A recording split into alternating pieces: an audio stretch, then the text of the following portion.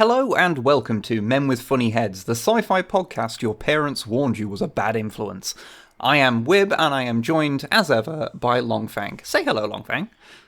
Hello, everyone. How are you doing this fine day? I am functioning within normal parameters for the purposes of a podcast. You are able to speak and talk about sci-fi, and that is all we need from you today. Exactly. How are you? I am okay. I am okay. I've had a fairly busy, couple of weeks, so... Yes, you have, which is why I was like, we're not doing the fucking podcast, it's under your fucking sleep, and then you did. Yeah, we put it back a few days, so you're hearing this a few days late. Probably. I don't know. I don't know when you're listening to this. You, listener at home, Greg. Yeah, we don't fucking control your life, you do what you want. You could be listening to this years from now, in which case... Please let us know how the fuck you found us, and send us a message, or carrier pigeon, depending on what state everything's in. Yeah, I mean, let's be honest, the Postal Service is not going to survive that far. Oh, fuck. Oh, that's depressing. Moving on. Anyway...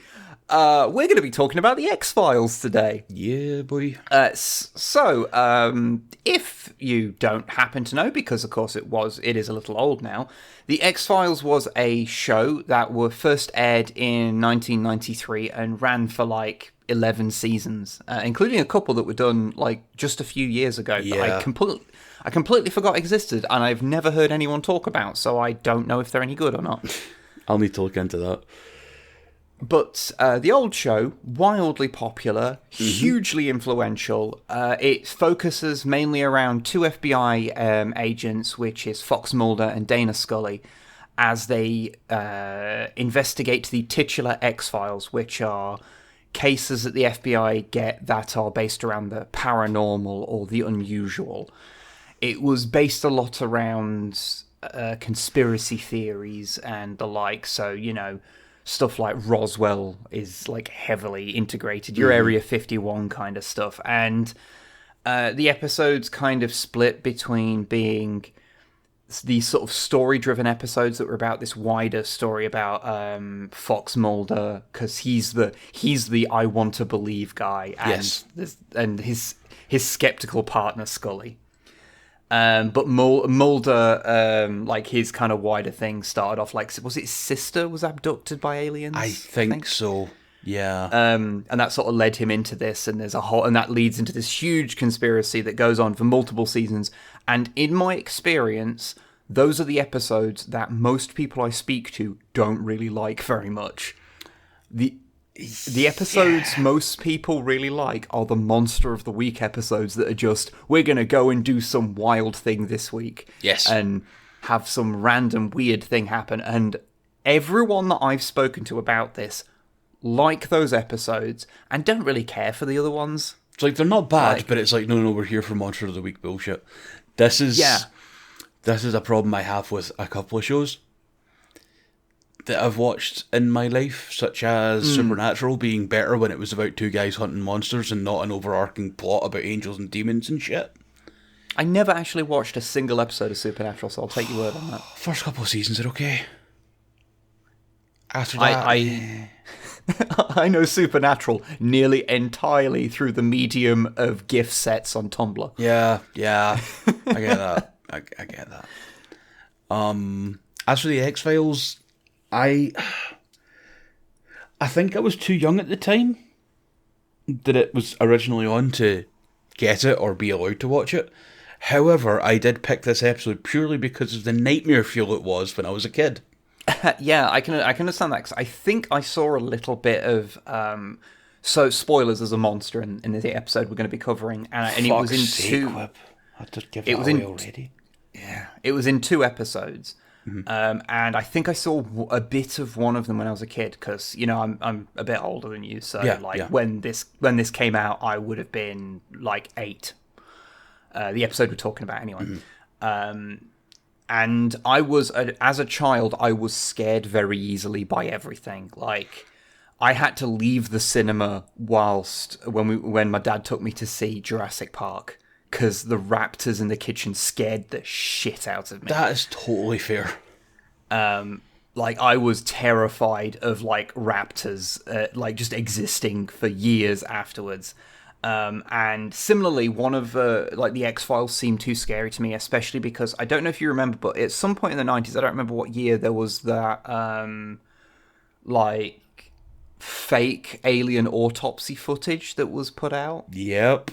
And I saw that like when it was first aired, and I was way too young to see that, and that freaked me out again for years. I don't blame you. Like, I was terrified. As a kid, without context for, like, this is definitely a fake, don't fucking worry about it. Yeah. I was, like, terrified that like, I'd open my curtains at night. Was it butcher meat or something they were using for it? I don't remember. It looked horrendously realistic. Yeah, I had these images of, like, me opening my bedroom curtains at night, and there just being a fucking, like, grey alien there. Like, yeah, when you're a kid, grey aliens are actually scary.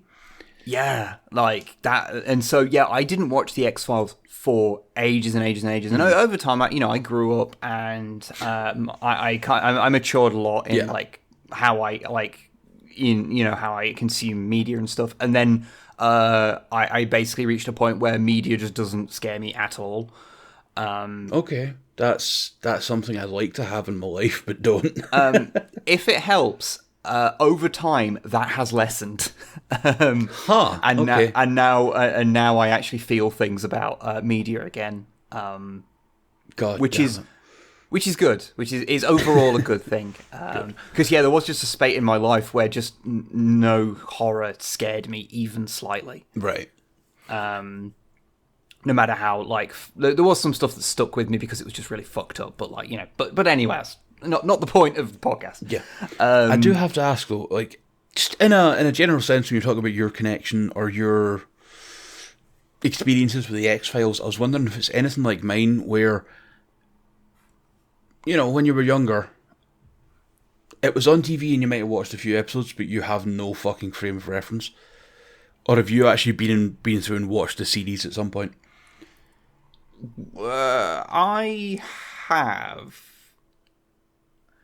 I have watched most of the series. Okay. What happened with me was that my wife, when we first got Amazon Prime. Oh. Back when Amazon Prime was an unusable service, it was just. I mean, it's pretty improved bad now, somewhat, but it is a usable service now at least. Yeah. But back when it was really terrible, I watched through most. My wife was watching through it. Because she remembered watching it when she was younger, and I hadn't, ever watched it. And, I saw a handful of episodes, I was like, I'm actually really enjoying this. And so then I went back and watched through, I think I skipped a handful of episodes for whatever reason, but I watched nearly the entire, original run of it. So I've got a pretty good handle on how the show kind of is. Yeah. And, how it developed and I can never remember the name of it, but my absolute favorite episode is the one where it's the same events but from Mulder and Scully's perspectives. And You've so spent a lot of time talking about that before. Yeah, so from Mulder's perspective, Scully is this just unreasonable skeptic and is just complaining all the time. But from Scully's perspective, Mulder is a fucking idiot. Just this incompetent buffoon. I'm going to be perfectly honest, one of those viewpoints is way more true than the other. I mean, they're both. The fun part about it is that as you watch the whole season, all the seasons, both of those perspectives is 100% true. Yeah. Scully is unreasonably skeptic about she literally sees aliens and is like, I was talking that can't to be your wife about this recently. And it's that was the writers having to revert her back to default settings to keep the relationship working. And it's yeah, it's a weird one. Yeah. Anyway, we should get onto the actual episode in question. Mm-hmm. Oh, one thing actually before we start, I do want to mention this because we mentioned the monster of the week thing. Sorry. If you go in the X-Files wiki, there is a monster of the week section that just outlines all the episodes that have no real story arc significance and are just about weird things. It's great. I love it that it's so clearly like split apart. Yeah, it's quite fun. Yeah, for the fact that that's on the wiki itself speaks volumes to me. It really does. Yeah, like I say, I've never spoken to a single person that prefers the big storyline episodes to the Monster of the Week ones. Yeah.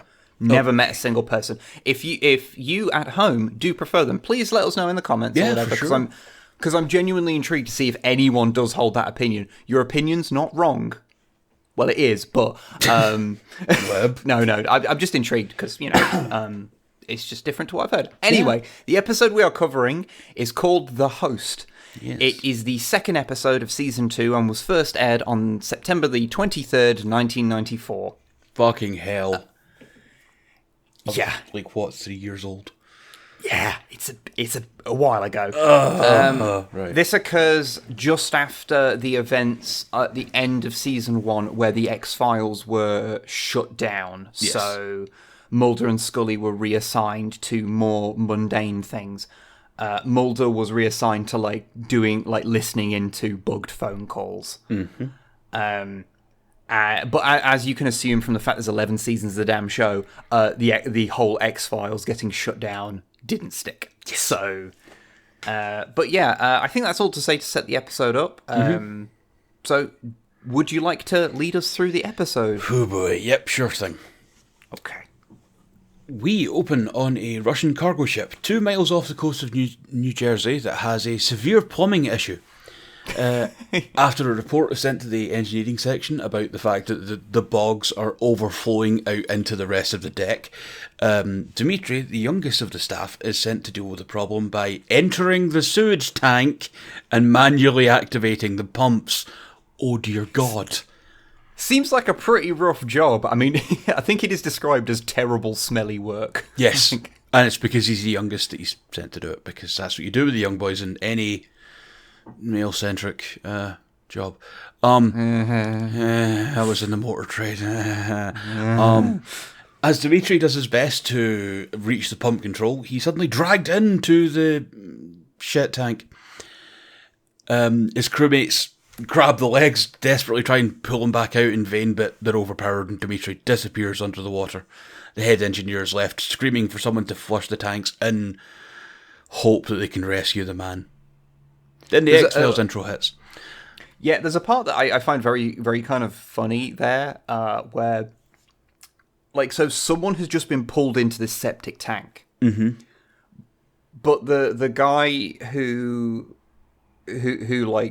orders them to flush the tank and tries to pull him out and fails. He's just sitting there with his hands on the edge of the tank, and the ends these fingers are in the water, and you're like, you think something's just pulled him in there? I would not put my hands that close. Jesus fucking Christ!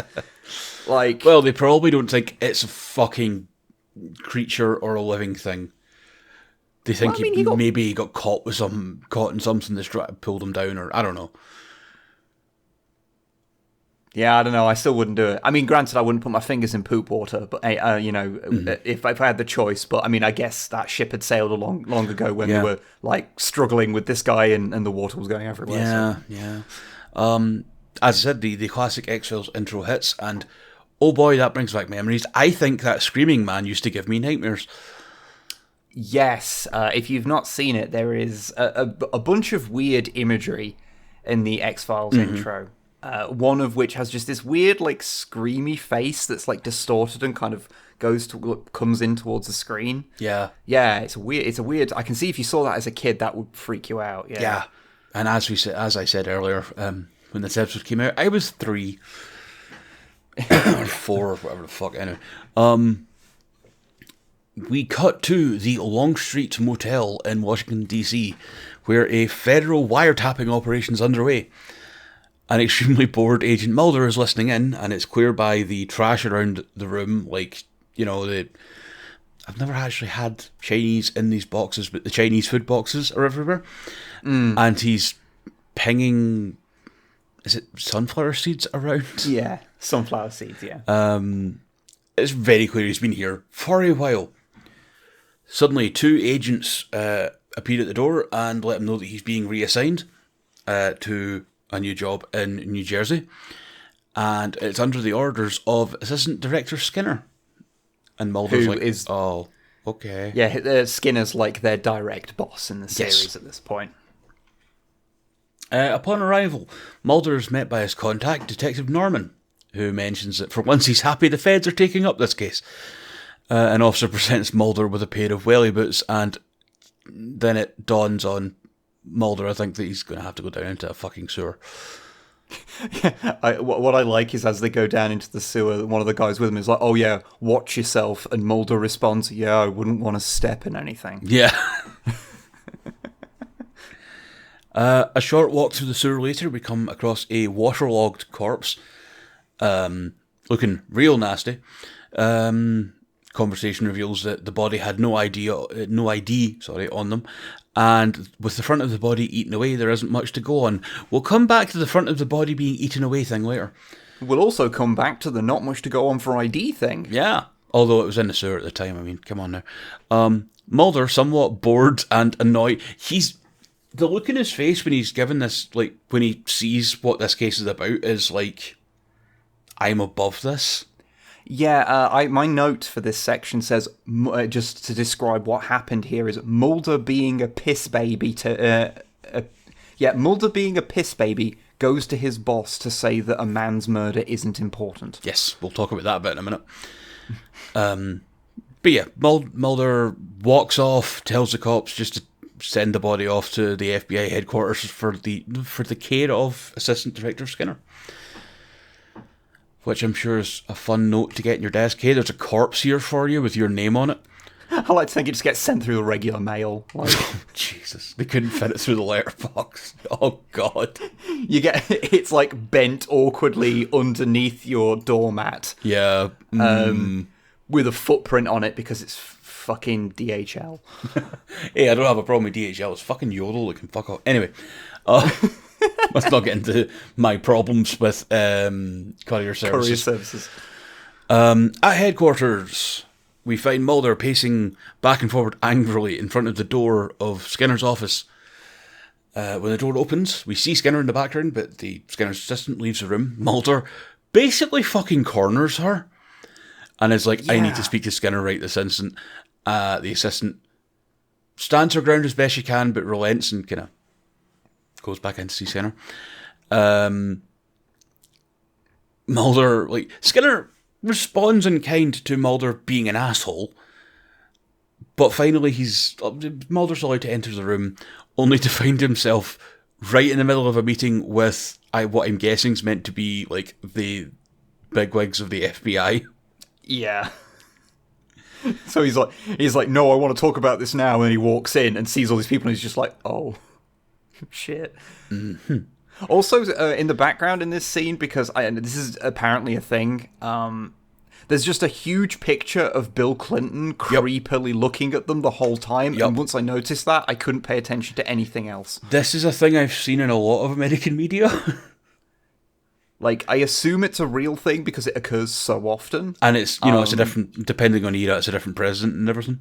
Yeah. I mean, I guess it's no different from, some places here have, pictures of the Queen, and admittedly, I don't understand it there either, but, Yeah, but the president actually does something.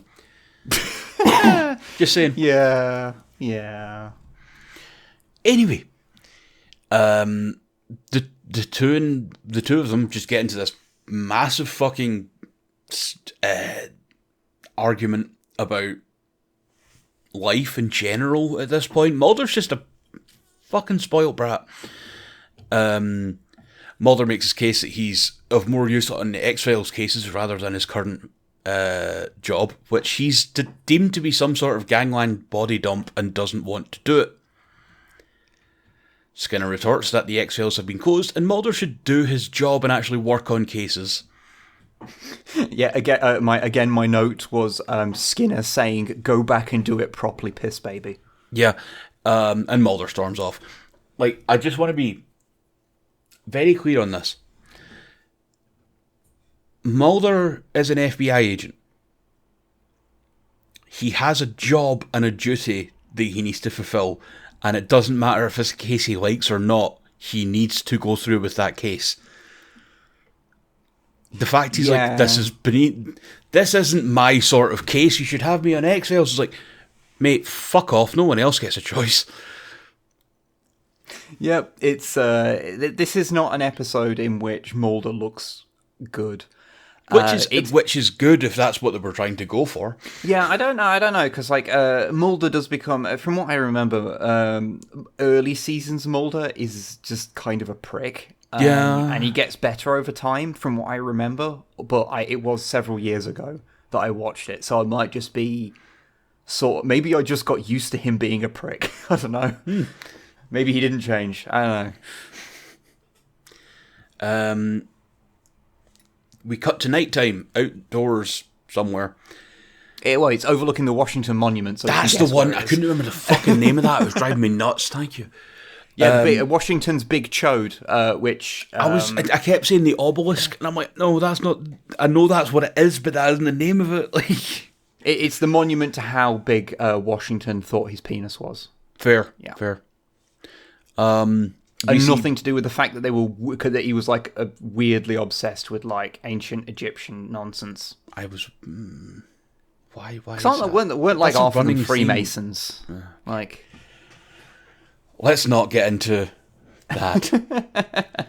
Fun facts, but also, dear God, I'm depressed enough as it is. We see Mulder sulking on a bench. Scully appears, asks to join him. To which, did you take a note of what he said? Oh, like, I've you best be careful, I've been noted to be behaving erratically, or something like that. No, violent outbursts. Oh, yeah. To which Scully responds that she has a gun, so it's fine. I mean, admittedly, I feel that Scully quite often has a gun when around Mulder. Like, yeah, no, she's not going to shoot him, but just knowing that you can pistol whip him whenever he gets stupid. Like, whenever he gets arsey, just give him a quick crack. I believe the whole violent tendencies thing, I think that's to do with like how season 1 ends. I don't exactly remember the events of it, but so it does tie into something from my memory. The two of them discuss the goings-on, and it comes up that Mulder has been considering resigning from the FBI to go elsewhere to continue his paranormal investigations. Yeah, I thought, because he said, like, maybe I'll try and figure out a way to pursue my work in the paranormal somehow. And my first thought was, well, if you can wait until 2010, then you could totally get a gig as one of the talking heads on Ancient Aliens. I love that that's where you go rather than a ghost hunting show. I've watched a lot of Ancient Aliens in the last couple of months, man. Quarantine is just fucking you up. Okay. You know me. I have a real perverse interest in propaganda and people trying to convince you of things that are blatantly not true. Yeah. And Ancient Aliens is an interesting exercise in that. So for sure. Okay, where was I? Scully tries to talk him out of the whole resigning thing and suggests that he transfers to Quantico, where she's based. Mulder rebuffs her and is like, hey, like, they don't want us working together, but if that was not the case, he would have stayed. Scully tries to change the subject to, something that isn't going to make us all depressed, and asks about the case he's working on and the body that was found. And she offers to do the autopsy for him. Mulder, again, is like, nah, it's fine. It's a simple case and blah, blah, blah, blah, blah. Skinner's punishing me. Adam, wah, wah, wah. And then we just I think that's actually in the script. Wah, wah, wah. Yeah. And then we cut to the forensics lab where Scully's beginning the autopsy because Scully gets shit done. And Scully's like, yeah, there's still a dead guy. Yeah, like, that's my favourite part. He's like, there's nothing to this case. And she's like, there's still a dead person. Like Mulder, you're a fucking sociopath. I'm glad that one of our protagonists acknowledges that human life has value. Yeah. I'm glad that, someone's fucking got some empathy here. Jesus. I'm really loving how we're in the fuck Fox Mulder camp so hard right now. Mm-hmm. just this show is great, but fuck one of the protagonists. They're terrible. He's the Ross Geller of the X-Files. Oh, Jesus. Oh, why did you have to remind me? Oh, fuck you. Fuck you. Fuck you. I don't think we'd pick up on it, on like the fuck Mulder stuff as hard if this was an episode where the two of them were like working as a team on screen all the time. Yeah, I think that's true. This is a very Mulder-centric episode compared to how it would be if they were working like as a team at the time. So yeah. Yeah. Anyway, in the morgue. Morgue. I was thinking mortuary there, but that's a UK term. Scully opens the body bag and instantly recoils from the sewage smell. It says it shows how bad it is that Scully, who is used to doing autopsies, is like, wow, this corpse smells particularly bad. The running joke with Scully is that she's like eating pizza doing an autopsy. She doesn't give a shit. And but yeah, she begins her recorded monologue, which is always one of my favourite parts of these shows. I don't know why. Something kind of just methodical about it. Yes. Like, I would like to I made a note that the body was 69 inches in length. Nice. I am so glad you picked up on that. She finds a tattoo on the corpse's right forearm, commenting that it may help in identifying the man. Okay, no. I need to... This drives me nuts. There's like one bit of this episode that literally drives me fucking insane. Mm-hmm. So, possible identifying mark on the right forearm. Possible. More like actual. It's just Cyrillic lettering. It's literally an identifying mark. It's not possible. It's a tattoo. And it obviously says something. And then we'll get back to that. Yes, because that comes up later, and that's where it actually makes me want to reach into the TV and shake the characters. It was the 90s, man. It was a different time. People thought tattoos were just the things you picked out of a book back then. They're just boilerplate, you know. Yeah. Anyway, also that as like stuff with his liver. Might be an alcoholic, which is like. That just feels like unnecessarily typecasting a Russian as an alcoholic. I was going to mention that because we get the lovely sound of the rib cage being removed, so Scully can have a look at the internal organs, and all seems normal. You know, she mentions the alcoholism, which is like, really, do we have to do that? Okay, and comments everything's fine, and then there's a fucking tentacle in there. His Cthulhu reaches out to try and give her a high five. Yeah, and props to Scully for not this is why I like her as a character. She doesn't freak out. She jumps and then just picks up like the tongs to rip the thing out of the corpse. Because it's just like a little like bluish worm thing. Yeah, we don't even see it as a worm at this point. We just see it as a tendril of it could be something bigger. We don't know. Mm. And also, man, that autopsy looked really gross and realistic, and I have to wonder if they were using like actual organs of like animals or something, because holy shit. I don't actually know how they do that when they do autopsies on TV, if they have like fake prosthetic ones that they can reuse, or if they just use animal organs. From my knowledge of CSI, watching it with my mum or my aunt, they usually don't show you a full-on autopsy. Like, the camera's just at an angle where you're not going to see the bits. Well, that's because CSI, as a show, is a coward. Yes, it is. It is. You're so right that it hurts me inside. Okay. So, after, Tong's gross thing... we just cut to Newark, New Jersey, the lovely place, where sewer workers are assessing damage to an outlet pipe, finding a large hole in the mesh cover of the outlet. One worker heads topside to get the materials for repair, while a man in the water, who's called Craig, just so we know. They do say it repeatedly. I don't know why. I felt the need to make a note that his name was Craig as well. It helps later. Craig goes about removing debris and, general detritus that's been caught up in the mesh, so, makes the job easier to sort it all out.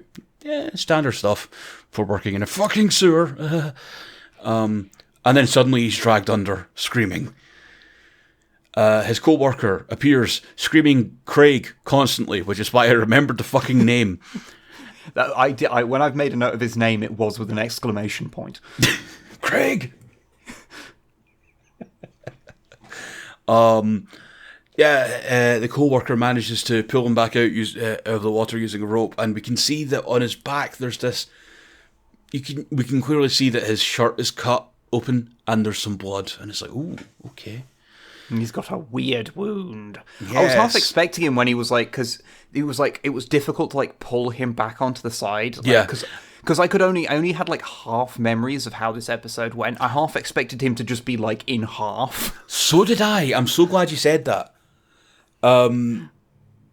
This is prime zombie movie fodder. Like, I'm thinking specifically Resident Evil 2 Remake has that moment where you pull a guy through under a door and half his body's gone. Yeah, it's very much like that shot, except he's just whole. He's just got a weird little marker, just a weird wound on his back. We find Craig at the hospital being checked over by a doctor when Mulder arrives to do the questioning and checking up and all that jazz. Craig complains about a rotten taste in his mouth. I wonder fucking why. Which won't go away, and the doctor just gives him a stick of gum, which is like, wow. Also, thanks to this being in such high definition now, you can see that on the foil wrapper of the stick of gum is a single hair. Oh, good. I didn't notice that. Beautiful. That is the US healthcare system at work. You have a serious problem, they offer you a stick of gum with a pube on it and charge you $30,000. Good. So Mulder begins questioning the doctor on the patient and his injuries, and she states that, he was attacked. He says he was attacked by something in the sewer, and I thought this would be some sort of bogus insurance claim. It's like, wow, okay. Like, I think Craig does say, like, he thinks it's probably like a python or something, because, we found like an alligator in the sewer a few years ago. Yeah, and that motherfucker was strong. Which, like, okay, fair, you've had experience with weird fucking animals turning up in the sewer, fair enough. The doctor states he's in satisfactory health, although they did find a wound on his back, which the doctor thinks is some sort of bacterial infection, perhaps, but she's never seen anything like it. The doctor wanders over, gives Craig a tetanus booster, and unveils the wound so, both us, the audience, and Mulder can see it. I've put a description here, but I don't think it quite gets it. On Craig's back is an X-shaped wound with 5 incision marks. Is the best way I found to describe it. Yeah, it's like a big one in the centre and then like 4 around it. Yeah. Like in kind of an X shape, and it's all puckered and weird and like looks inflamed and infected. And we need to talk about that a little bit, because it's a clean looking wound in this bit. And then later on, it looks real fucking nasty. The thing is, like, when they're talking about it, like, the doctor seems super flippant, like, about this. Like, oh yeah, it's like a weird wound. It's like, no, that is like, if you saw that wound on someone, you would be like, no, I gotta know what the fuck did that. Like, yeah. I find it difficult to believe anyone could see that and not be a little curious. Yeah, I agree. As Mulder inspects the wound, he gets a call from Scully, who informs him of a parasite found in the corpse she autopsied, and any information on it from the analysis will be ready for him when he meets her at her lab. So, all good. No sooner after Mulder hangs up, he receives another call, and a mysterious voice tells him that he has a friend in the FBI before hanging up. It's like, oh, we're doing the storyline thing, okay. Yeah, that's the only real connection this has to like the wider story. This is a character who is called X, who replaces a previous like informant that was contacting Mulder, who was in season 1, who was called Deep Throat, named after the informant for the Watergate scandal. Yes. Man, that name hasn't aged well, and it never will. It was weird when it came up in Metal Gear Solid 2. It's a very funny name, and we all need to take a moment to acknowledge that Deep Throat is a very funny thing for anyone to decide to call themselves. Yep.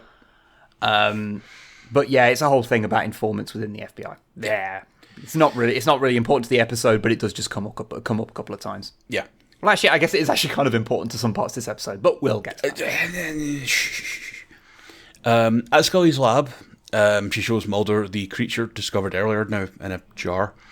And she goes to describe it, or she explains what it is as a, oh god, I'm going to fuck this up now that I've typed it out, turbolaria, commonly known as a fluke or a flatworm. Mulder is... Do yourself a favour, do not Google fluke or flatworm. Every image you see will upset you. Yeah. We have a friend way. who likes bugs. It's probably like, this is the sickest shit ever, and I'm just like, no, I'm good. Yeah, there's something about seeing parasites being parasites that's just, I think that's a line that I'm like, no, actually, that's something I don't really want to look at. Yeah, I totally get this. Get that, sorry.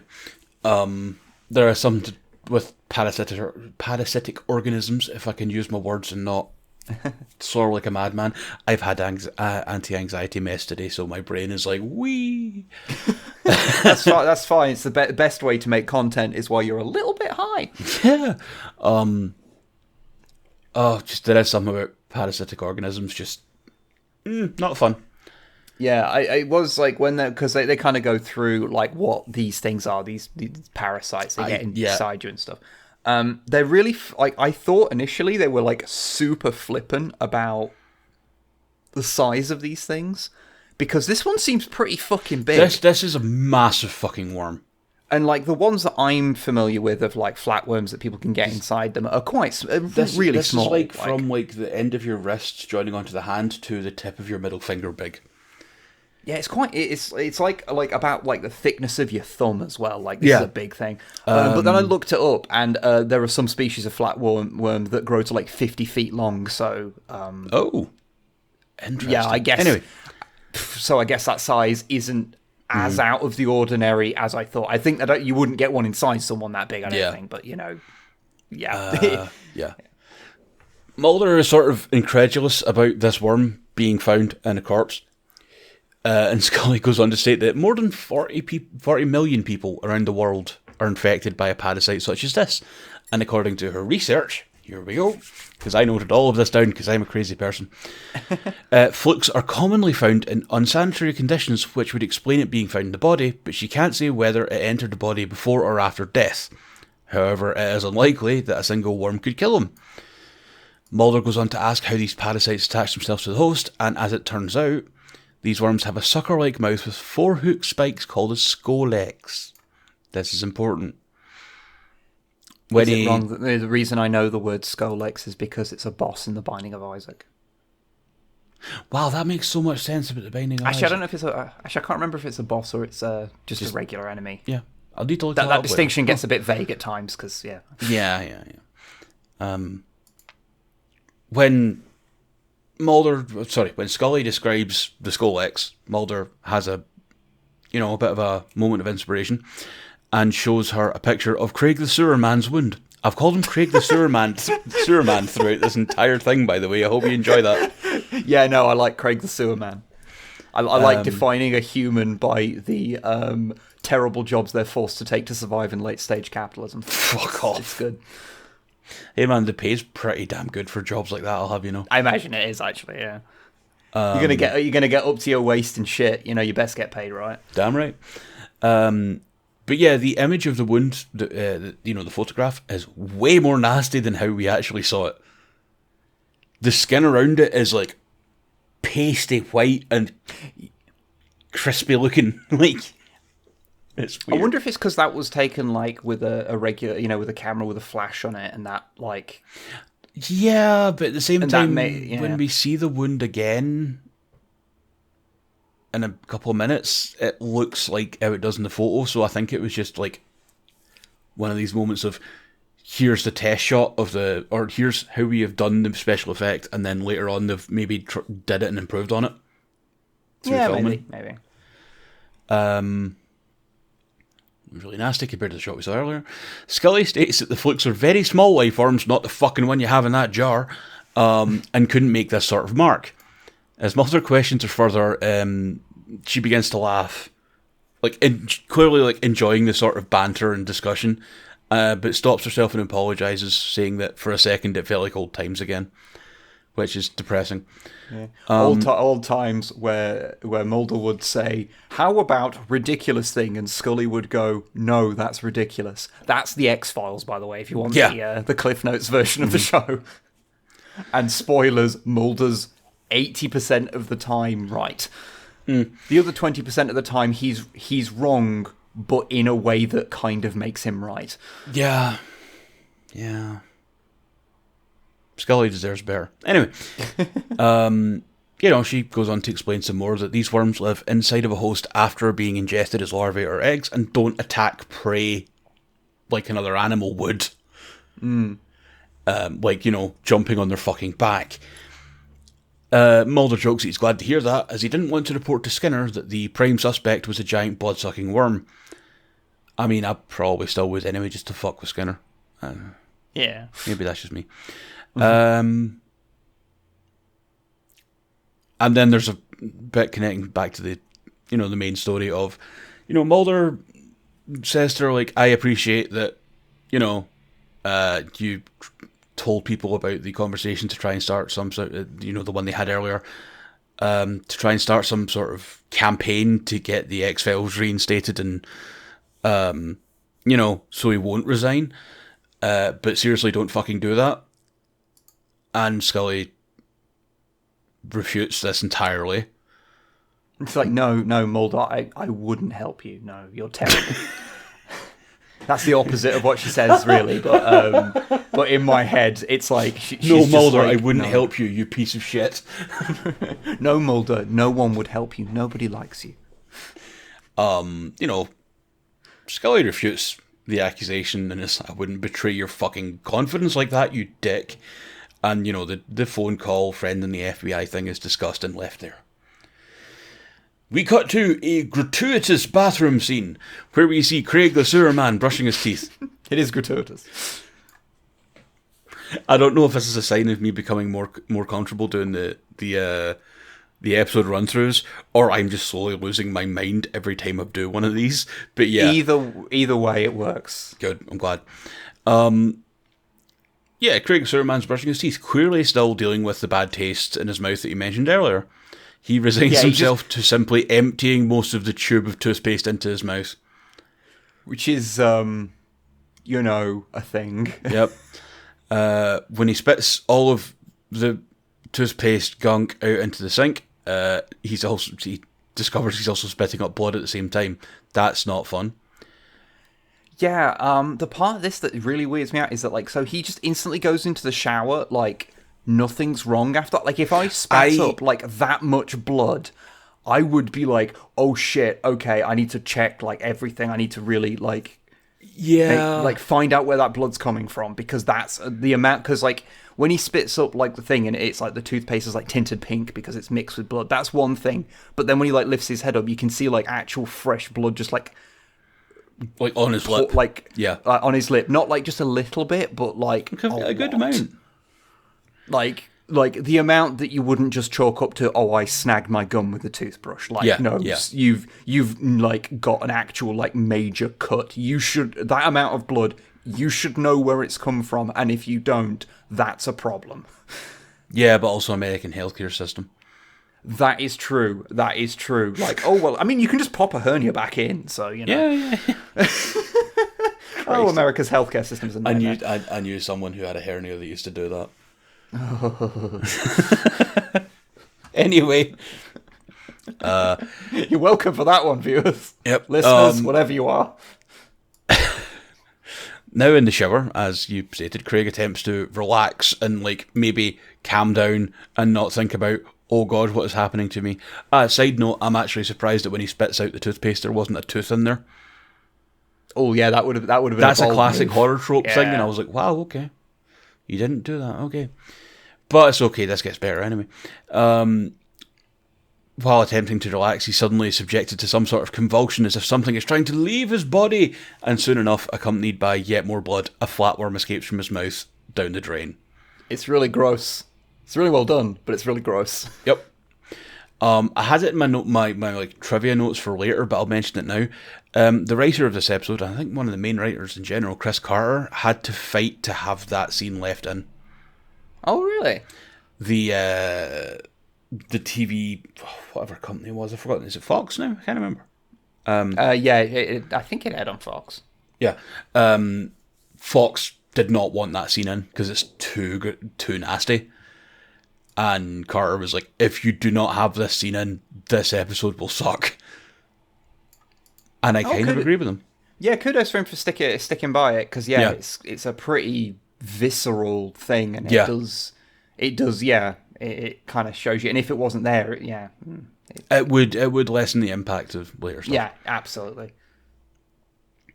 We now cut to Mulder arriving at the sewage works of Newark County and questioning the man in charge, who I'm sure, I did take his name down. Good. His name is Ray. Yes, I did have it noted. I was just double checking. We get lovely discussion about how the century-old sewage tunnels are more like catacombs, and the new additions are much smaller in comparison. And it's all very fun and not horrific about shit at all. Mulder asks this boss, in brackets here, Ray, because I did actually note it down later on and have to find and replace everything.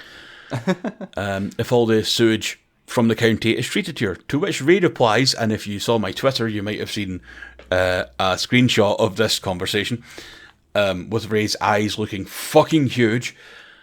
Thanks to those old 90s glasses. 560,000 people a day call my office on the porcelain telephone. I love Ray. Ray's great, yeah. I love that guy. He's just kind of so helpful. He's helpful, kind of and he's like, I know my job is gross, but someone's got to fucking do it, and if I join it, it's fine. Yeah, I really recognised him from somewhere, but I looked on his IMDb page and I couldn't find I knew that there was some famous stuff he's in, but it's not stuff that I would have remembered him from. So I'm like, okay, yeah. Maybe I just recognise him from this episode, and because I didn't remember much about it, I get that. Because he's got a very unique kind of look to him, the actor. Especially the glasses. Yes. I want to just take a moment. Sorry. I should actually talk about what I mean about the glasses. They are of that sort of era where when you have them on, your eyes look about 8 times bigger than normal. Yeah. And basically the glasses that the guy from the Trailer Park Boys is kind of parodying with his enormous ones. Yes. And there's something about that look that just takes me back to a simpler time. Yeah, they remind me of glasses my mum used to wear in the 90s. Exactly.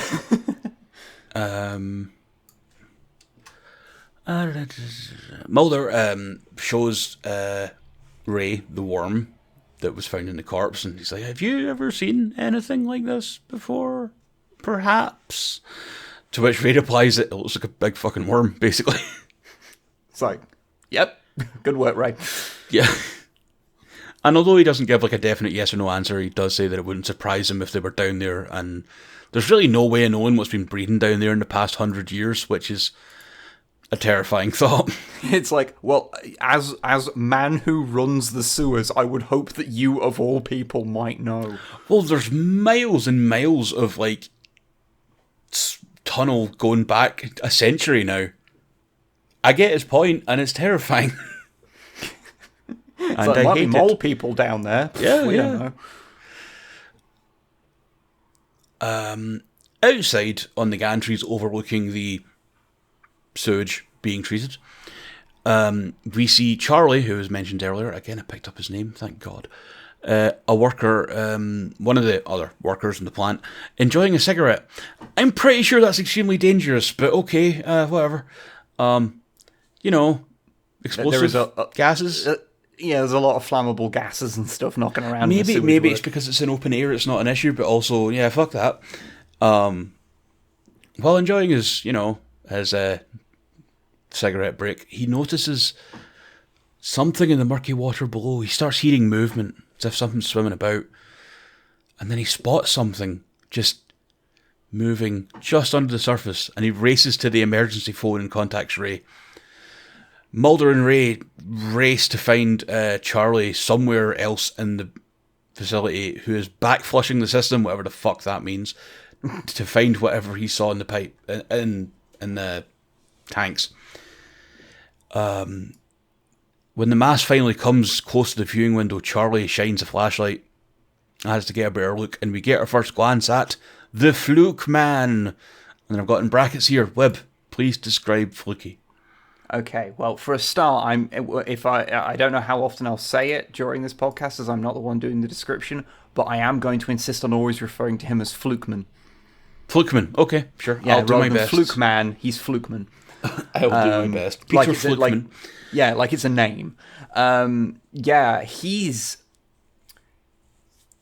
So, you know when your finger, like, you know when you're in, like, the bath and you stay in there for way too long and your finger gets all, like, gets wrinkly, but you're in there for so long that it starts to go, like, white and wrinkly? Yep. Imagine if that was your entire body. Okay, yep, okay. Basically, the Flukeman is a humanoid that's, like, covered in this, like, wrinkly white skin. Mm-hmm. He's got these deep sunken eyes with, like, pink all around them, and this horrifying mouth that has the 4 prongs around it. It's like a round mouth, and on the inside he's got like a human mouth. Yep. It kind of looks like a spiky anus with a mouth at the end. Yeah. And it's just freaky as fuck. And especially because up to this point, though if you look really carefully when Dimitri's pulled under, you can see hands. But up to this point, there's no... you could not think it was a humanoid thing. Yeah, totally. Like, it could have just been a monster. It could have just been a big fucking worm. Yeah, or a big worm. But no, you see, it's just... And it's just like how they just show it, and it's just like, you're shining a light in my face, and it's just, like, just there. And it's like, oh, fuck, that's weird. It's there and staring and not doing anything, and that makes it worse somehow. It's just trapped in the poo pipe. And, you know, like... by the way, he's played by Darren Morgan, who is a guy who would also write and direct for the X-Files. Yes, this was his hazing ritual. I didn't know that. I'll talk about it later. That's great. I have some information. I do know one thing. The suit for it had to be remade each day because it dissolved in water. You're killing all my trivia, Web. God damn it. Sorry. But yeah, the couple of things. I'll go through it now, actually. I'll make life easier. Let me just scroll down through my notes. Oh, fun one, actually. Darren Morgan and David Duchovny. You know how they appeared together a lot? Yeah. In this scene? Duchovny never saw him out of costume. Oh, really? So there was like a plane flight one time where they were talking to each other, and then it suddenly dawned on Duchovny that he was Flukeman. Amazing. And even though David Duchovny and Darren Morgan shared, appeared together in some scenes later on in the sewer, Morgan totally took a leak in the water. And he figured Duchovny would never find out. Okay, here we go. With the costume stuff, finally found it. The application of the costume was in total about 12 hours. Oh shit, yeah, that's a big one. At one point, he was required to wear the costume for 20 hours in one go. There was no openings or way to easily remove the suit to, use a bathroom.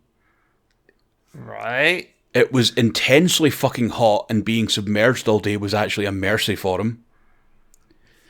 Due to the fact that there was no way for him to just open up a flap and take a shit, he didn't eat during filming. And he couldn't breathe through his nose at all in the suit. I'm pretty sure this is just like a handbook on how to torture someone. Yeah. Yeah.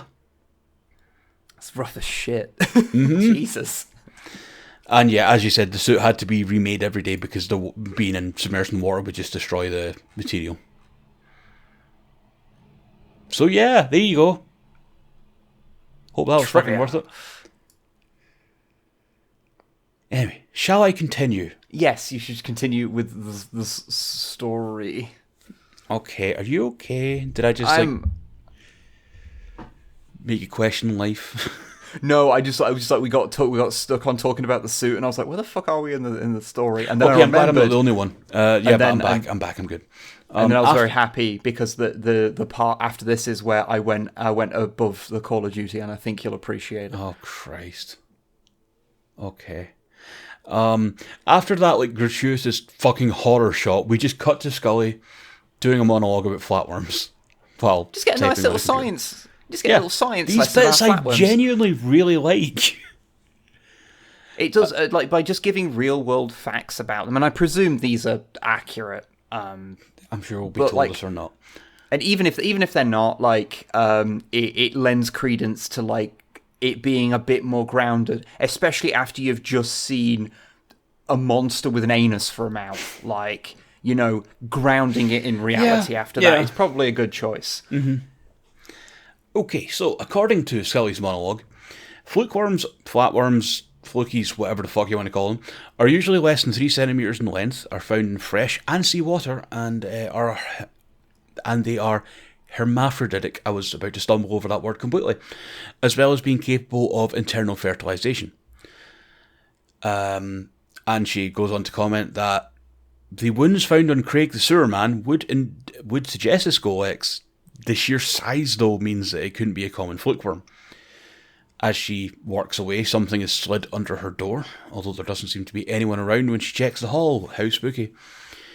The item that was slipped to her was a copy of The National Comet, and according to the paper itself, is family entertainment based on actual stories. It's effectively one of those rags that talks about Lancaster bombers being spotted on the moon. Yeah, it's like the Weekly World News sort of That's thing. the one. I couldn't remember the name. Now, I went through and I looked up and I wrote down the entirety of what it says on it. I'm glad, because I just paused it to try and get the name and a couple other bits of information. So, just to know how credible this kind of newspaper is, on the cover, it's like, lose 3 pounds a day on a new diet is the thing at the top, but then it's like, Princess Diana spotted with racquetball instructor, aliens fixed my teeth, gifted dentist exposes secrets, 16th century portrait painting comes to life, and famous film director's head explodes. Doctors cite stress as cause. Chaos on set. Crew tries to pick up the pieces. I don't know if that last bit is a metaphor or literally his head did explode. Someone will have to pick the pieces. That's a pretty good play on words, though. I appreciate that. Also, when you see her open it, you see a bit of another page which says, Nirvana's star's ashes are in this teddy bear. Now his widow and her new man even cuddle it in bed. So... Wow. Okay, then. That's a fucking thing. Mm-hmm. So carry on. I do have more notes, because I did take more notes about what's in this thing, but Thank you, Webb. Thank you so much.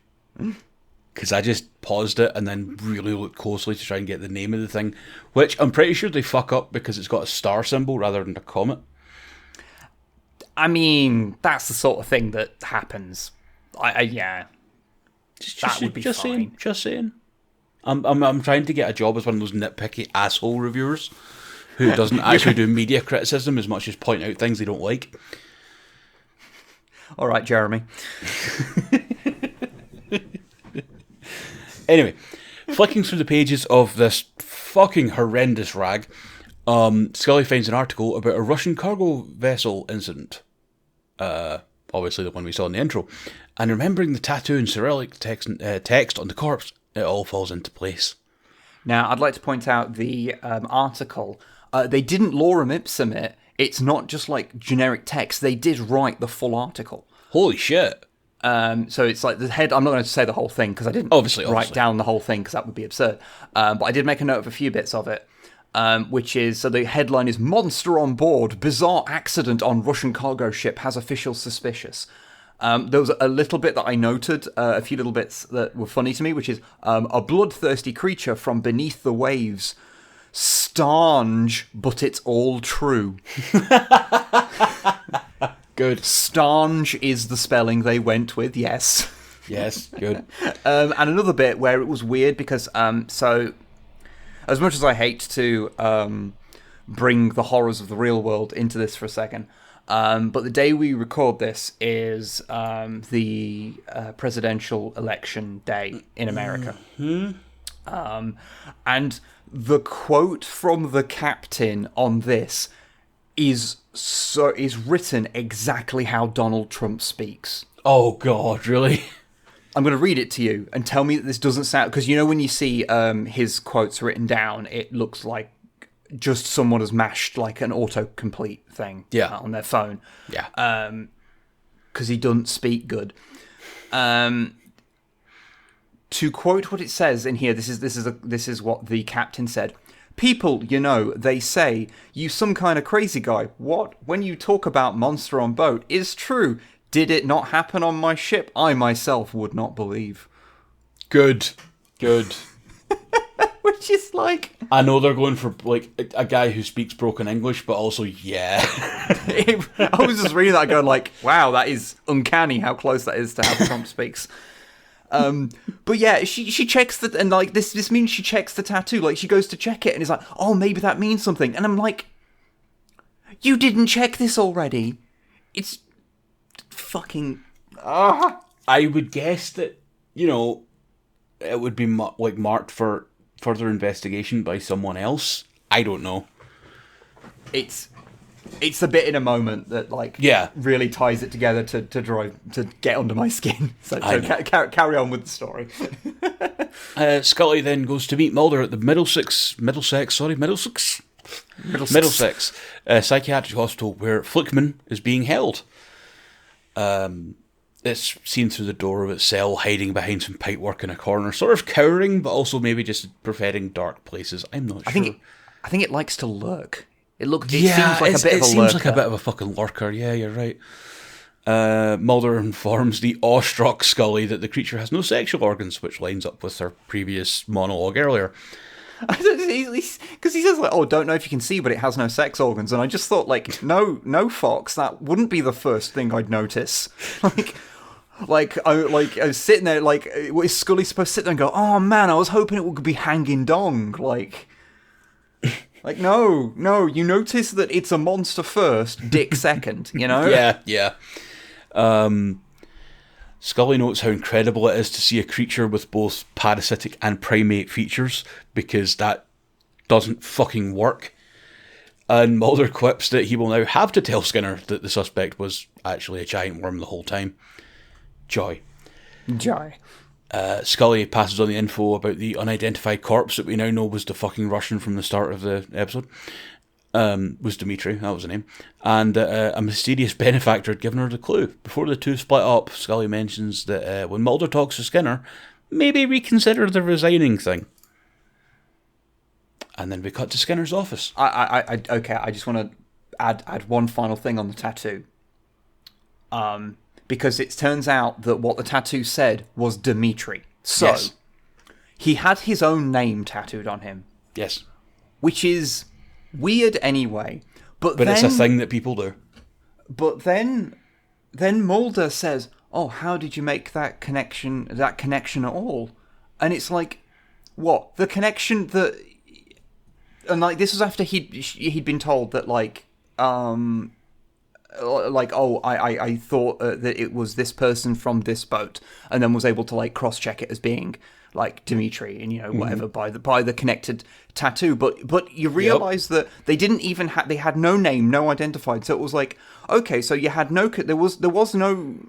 They didn't think to make the connection, despite the fact he had his own name tattooed on him, and they just didn't fucking check to translate it to see what it said.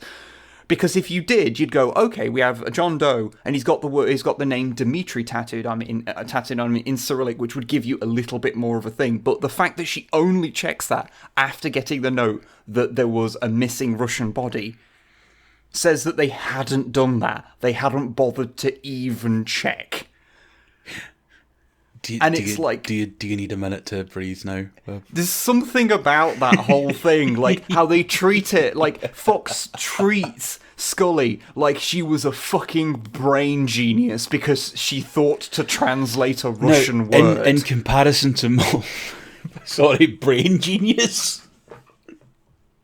Yeah, that's Scully brain genius because she sees a word that she doesn't understand and after significant prodding thinks to check what it says. Sorry, that was a delayed impact of me going to start a joke to follow on and then the term brain genius hit me like a sucker punch. Fuck Christ. I don't know, there's something about that. Like, because I was thinking about it, I was like, even just the fact that he's got his own name tattooed on him, I know some people do it, but it's so on the nose. Like... Yeah. He could have had a tattoo of, like, say it could be a tattoo that everyone on the ship got for whatever reason, or it could just be a really, like distinguished tattoo. Like, it could be, like, I don't know, a horse fucking a skull. I don't know. What do normal people have tattooed on them? I don't know. I don't know. I'm not normal. But it could have something, it could have, like, I don't know, it's like, oh, it was an eagle with a rose, whatever, like, yeah, and like, Dimitri, and, like, I did some call around and asked if, like, Dimitri had any, like, distinguishing marks, and it was, like, an eagle tattoo, and, like, that would have been a bit more subtle, but it's just, the combination of it being just his name... I have to wonder if this was a case of, like, yeah, we need to finish this episode up and we're going to cut this bit of information and just do this instead. Yeah, I know I'm really harping on it, but it really bothers me. Although, it does appear, because I did quickly check it, that it does look like it does actually say Dimitri in Cyrillic. So, that's a positive, actually. Because, you expect it to just be them to have typed in Dimitri into Word and then highlighted it and then changed the font. Set it to Cyrillic font, yeah. Yeah, and just use that. Like, you half expect that. But no, it does appear to actually say it, so. Thank you, Web, brain genius. Fuck. Okay. Anyway, back to Skinner's office. Yeah. In Skinner's office, the assistant director looks over Mulder's paperwork and reports that everything is in order. To which Mulder's like, wait, what? And, mentions that, Skinner, your response is fucking weird considering everything that happened in the case. Skinner brushes that off and tells him that this meeting is less to do with what's actually in the case and more to do with evaluating Mulder's work because Mulder was acting like a prick. Yeah, because he was like, oh yeah, I reacted, I had my reaction to the strangeness of this case earlier when I was first told about it. Which I like to imagine. I wish we could have seen him, like, just looking at it and going, "What the actual fuck?" No, it's not even that. He just screams. He opens it up and looks, and he's just ah, and then it's fine. It's everyone's response. It's like, no, I've got to act really calm later when I'm chewing Mulder out for being a dickhead. So yeah. I've got to get all my screams out and all my unsettledness out now. So I'm just going to scream for 30 to 35 seconds. Assistant hits the button to somehow increase the sound deadening to the room. No. Everyone just knows that this is what happens. He does this before every X-Files turn in. Do you know what? I wouldn't fucking blame him. He also does it every time before he has to speak to Mulder. People hear the scream and they go, "Oh, Mulder's about to go in." Then. Okay, fuck. During the conversation, we discovered that the creature is being treated as pretty much a common human criminal and will be prosecuted as such and sent off to an institution for psychiatric evaluation. Mulder actually says what all of us are thinking here, in that this thing isn't human and trying to prosecute it as such is fucking ridiculous. Skinner methodically asks Mulder what they should, in fact, do with it now that it's killed 2 people. This is the moment where we discovered that Craig the Sewer Man was found dead in his home. R.I.P. Craig the Sewer Man. I will remember you, etc., etc. Mulder states his case that if Mulder and Scully were still partners, they could have saved that man's life by, being able to do the job faster because they weren't going from place to, from the field to Scully's lab to the field to Scully's lab. Skinner agrees, but concedes that he takes orders from someone just like Mulder does. And, you know... Like, yeah, he does straight up just say, this should have been an X-File. Yeah. And it's kind of leaning on the idea that, yeah, Skinner wasn't the one that wanted the X-Files shut down. Because, you know, they do their job. Yeah, I remember Skinner being like a very interesting character as the series progresses. Yeah. Like, he takes on quite a few different roles in the show, which is interesting. Not like the actor playing different roles, but like what the character I performs. love seeing Skinner in this, or the actor that plays him, and I love him playing Skinner, but every time I see him nowadays, I can't help but think of him being the... this is going to be weird, and I'm sorry. The white supremacist mess cooker in Sons of Anarchy. Okay. It's like, because it's like, he looks near enough the same, but he's obviously he's playing a very different character, and, you know, but it's still like, I just can't unsee that that's Skinner being a meth head, and it's really weird. I have recollections of him in the X-Files later on being uncomfortably muscled. Huh.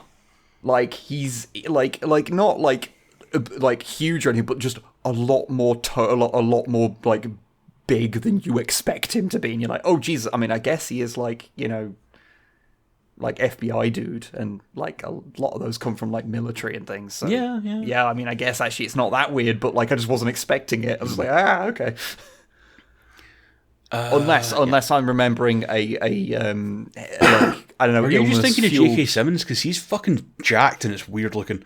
I've never seen J.K. Simmons without a shirt on, so I didn't know that. That's a new image to have in my brain. He's ripped and it's really disconcerting. Okay, this is completely unprofessional, but I now need to see this. I will await the reaction. Muscles. J.K. Simmons muscles.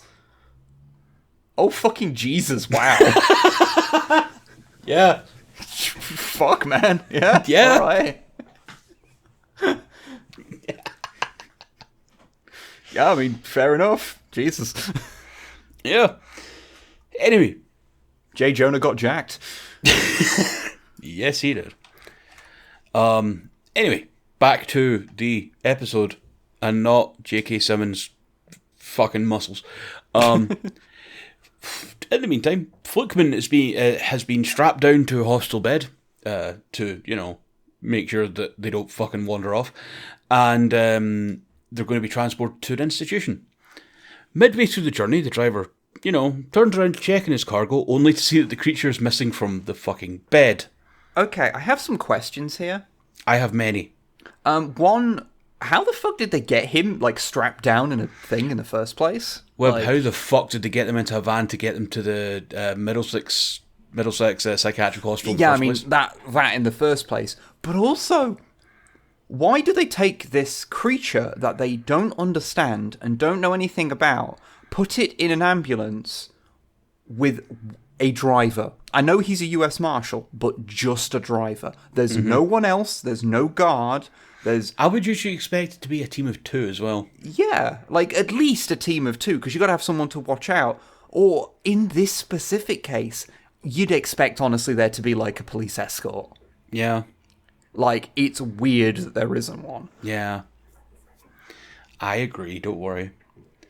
So yeah, missing from the bed, he radios for support before stopping the vehicle, arming himself with a shotgun, and then going to investigate.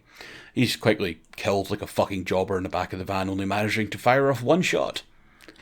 I like how he phones, well, he like calls in to get backup, but then doesn't wait for the backup. So I would have just locked the fucking van. Yeah, just lock the thing and stand outside. You know, I don't know. You can't check your phone. It's 1994, but you know, yeah, just I don't know. Play I Spy. I don't fucking know yourself. Like, yeah. Do something. Do anything but what he does, because it just leads to him getting fucking murdered. Yep. We get a lovely sweeping shot of almost ground level to where the Flukeman, sorry, I should, you know, bow down to your pronunciation. I apologize. Yeah, you get it right. Get it right. Yeah. Flukeman is entering a portaloo and taking refuge within, which is terrifying. The shot of like you just see his feet kind of being dragged along and so to like pull himself up into the portaloo. Mm-hmm. And then it like the camera kind of goes down the hole into the bowl. Aye. And it then it kind of slowly illuminates the Flukeman at the bottom of it. And I 100% knew when I saw that shot made shitloads of kids who saw this afraid to go to the toilet. I agree. Because so when you were a kid, did you have a fear of there being something in the toilet? Of course, every kid does. Yeah, because every kid seems to have this. Mine was a velociraptor for the reasons I previously mentioned. Mine was xenomorph. Makes sense. I mean, none of it makes sense. It's kid logic, but it makes sense in kid logic. Yeah. If you want to know what Snipe, my wife's thing that she was afraid of, it was 2 human skulls. Fair enough. Not 1, 2. But 2. Specifically 2 human skulls that would come out of the toilet. But yeah, I imagine that this gave a shitload of kids the fear that the Flukeman was going to come up and Skolex their butthole. I don't know. Yep. Which would be bad. I would not like to get Skolexed on my butthole. If we had titles for episodes like properly, that would be it. I don't want to get Skolexed on me butthole. On me butthole. Not on my butthole, on me butthole. Yep. The next morning, we see a sewage truck come up to empty out the portaloo. The suction motor straining awkwardly. It's fun, like... That's the guy who just jiggles the pipe around. I'm like, oh, this is actually painful to watch. It's an uncomfortable amount of horrible sewage noises. Yes. But yeah, the Flukeman gets sucked up into the sewage tank and is thus free again. Mulder arrives on the scene of the Flukeman's escape, and just as he arrives, the same sewage truck passes by in a pretty nice, fun shot. Although how much Mulder pays attention to it is a bit weird. He does dwell on it for a little bit too long.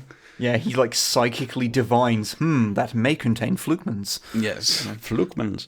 But yeah, he pays it no mind, as I've put here, because as he speaks to his detective contact from earlier, it was Norman, I think his name was, who relays information found at the scene.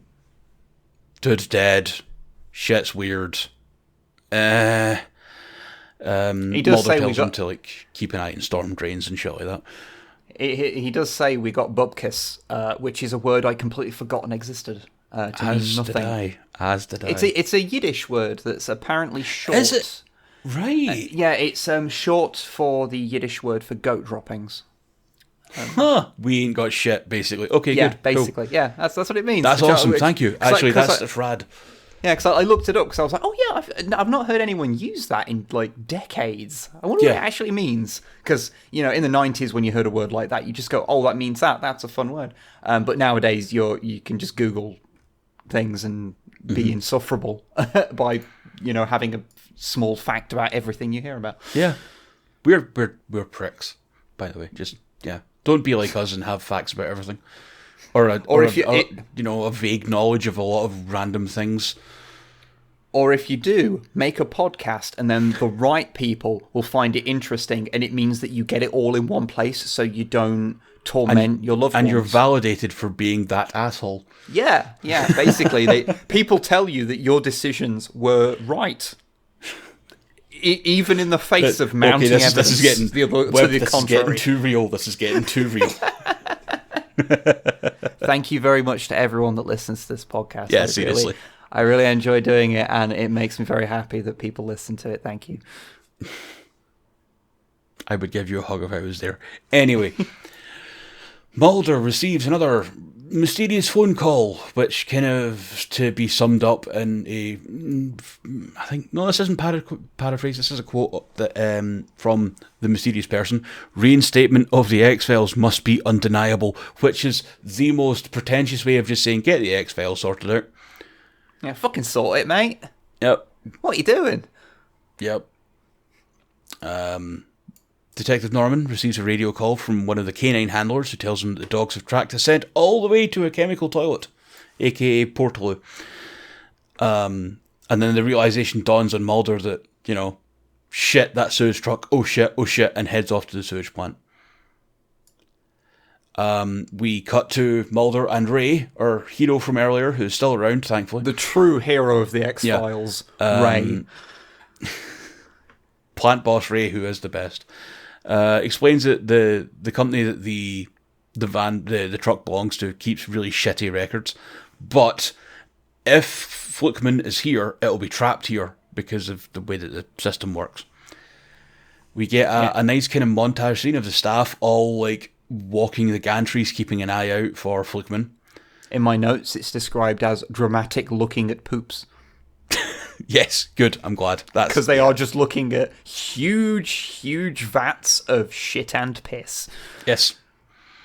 During this time, Scully rings up Mulder on their.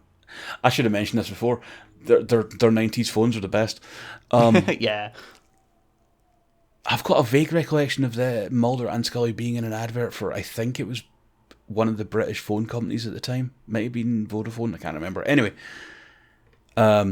Scully relays to Mulder her theory that the fluke found in the corpse may be an incubating larva, and that the creature is trying to find a suitable new host in order to multiply, which is a terrifying fucking prospect because then you have more Flukemen.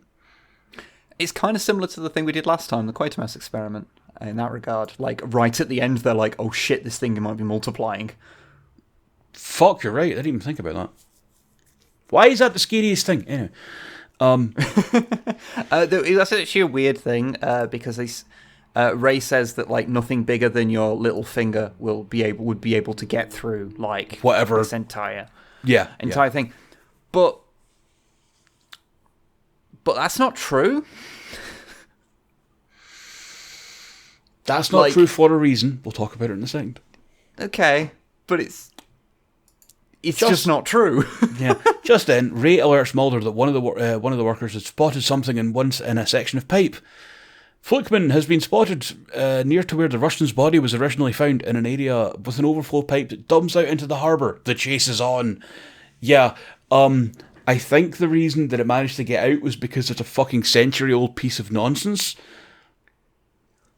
that led back to where he came out from originally. But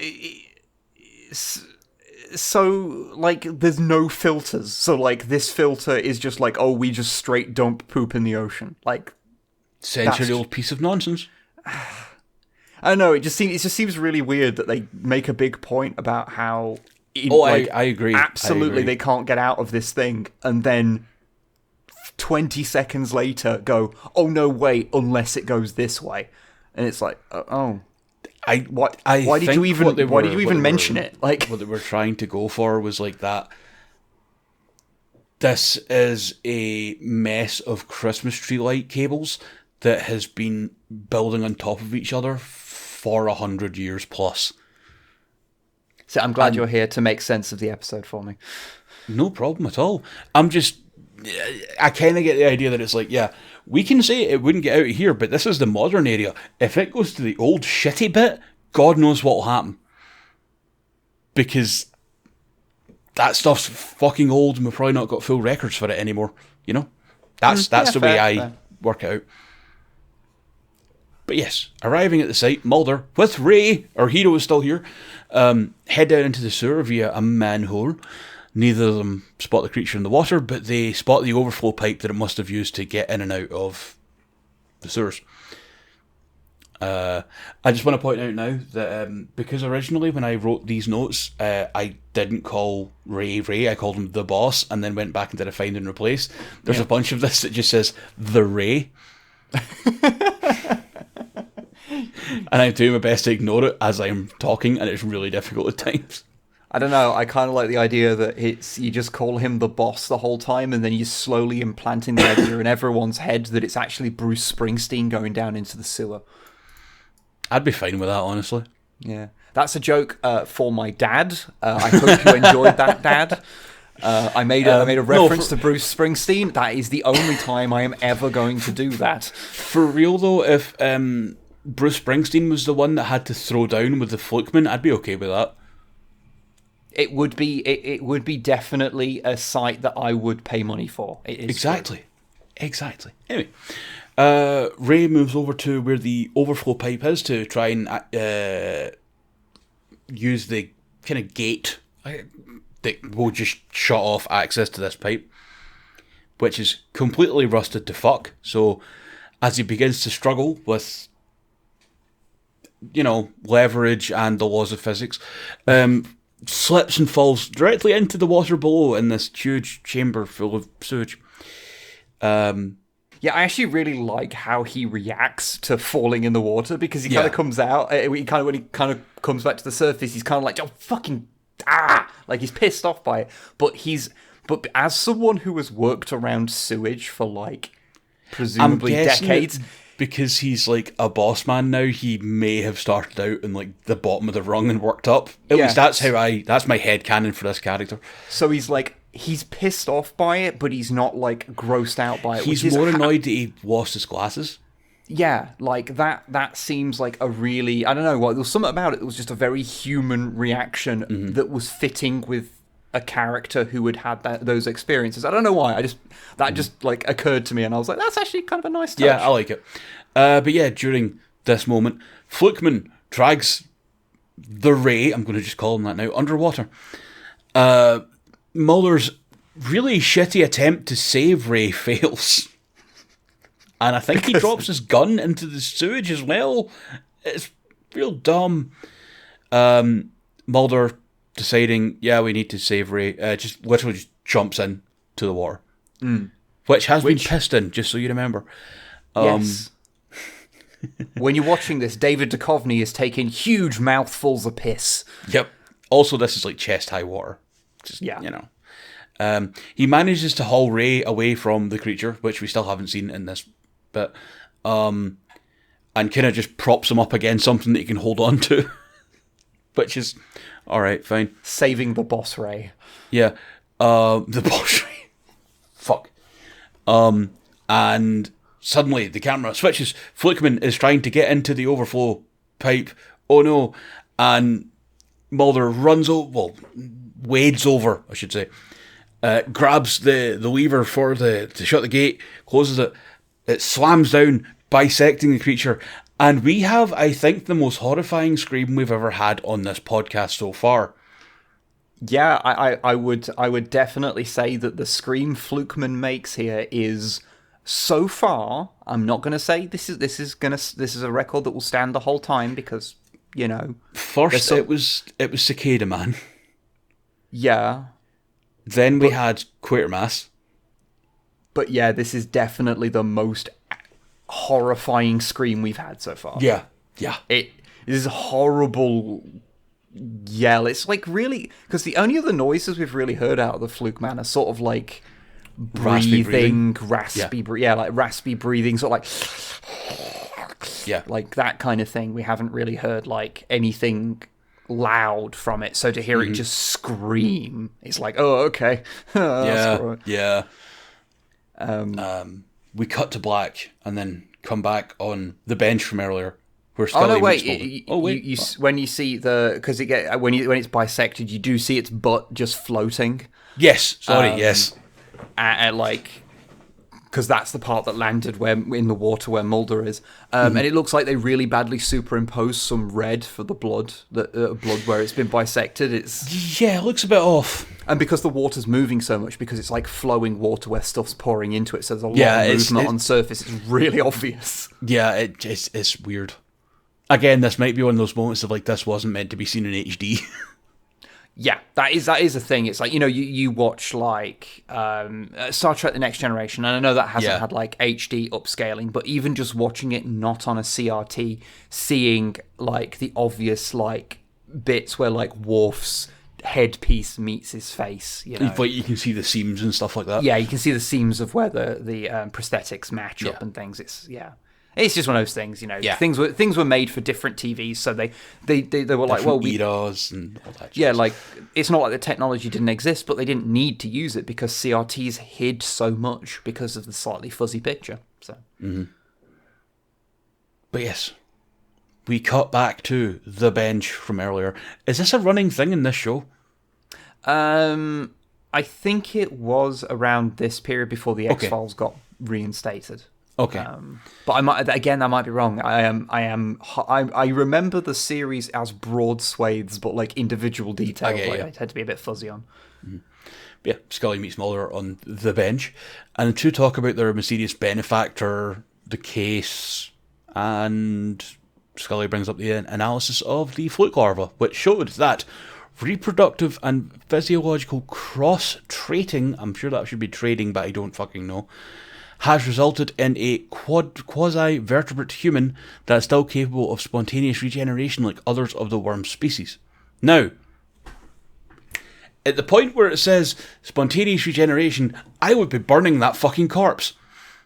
Yes. Just saying.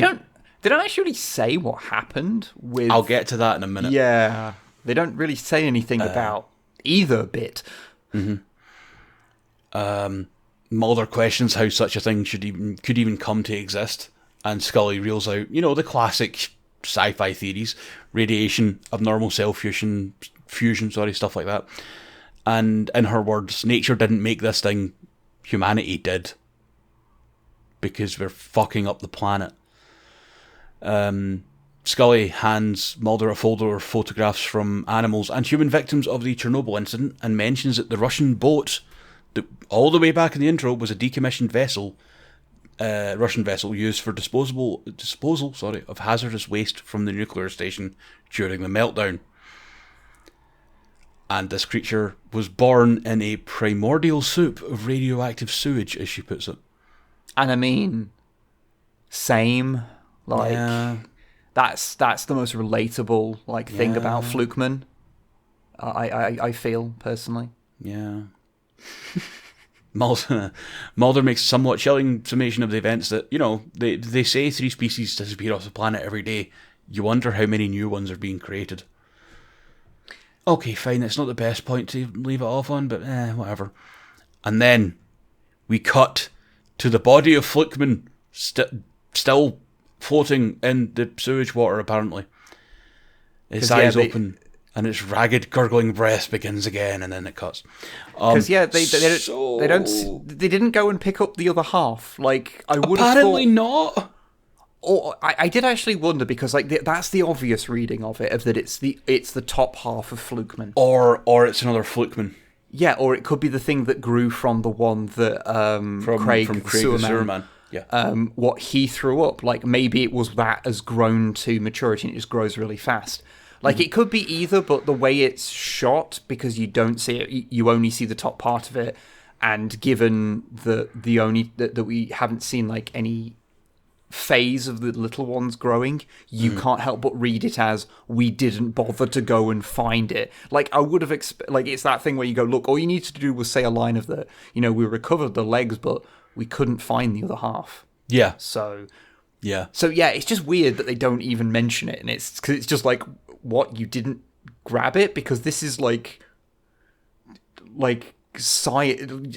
every scientist would punch you in the mouth if you had that in your hands and you didn't at least grab a hold of what was left of it.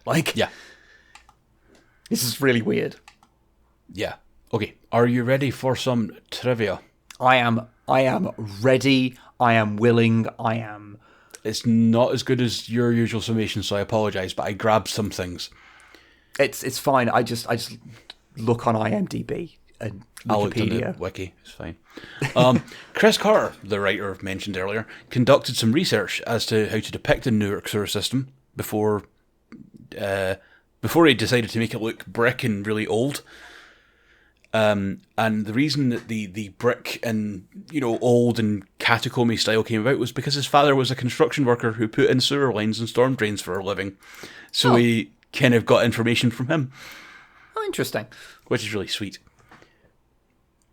The bit about the Craig the Sewerman coughing up a flukeworm was the subject of one of the biggest arguments between producers of the X-Files and the Fox network during the first 2 seasons of the show. There is a lot of, like, fucked up stuff in the show, so it is interesting that that's the line. This is the one they pick up on, yeah. Yeah. But yeah, Fox's broadcast standards department wanted to cut the scene, but Chris Carter kept fighting to keep it, as we talked about earlier. The sewer sections that we see are, of course, not actually fucking sewers.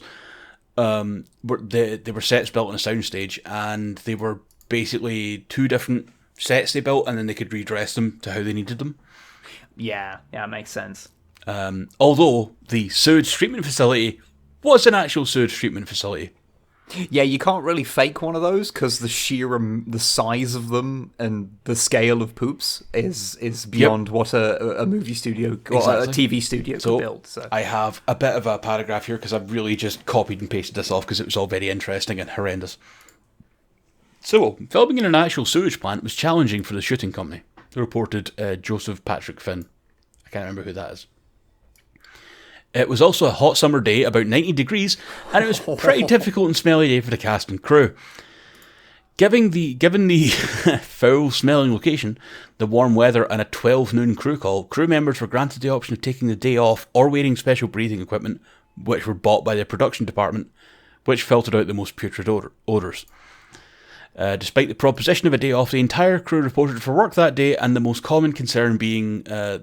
was the distance between the sedimentation tanks and the catering truck, which was and as it turned out, the catering vehicle was parked as far away and upwind as the region's geography would allow, as it was put in the wiki article.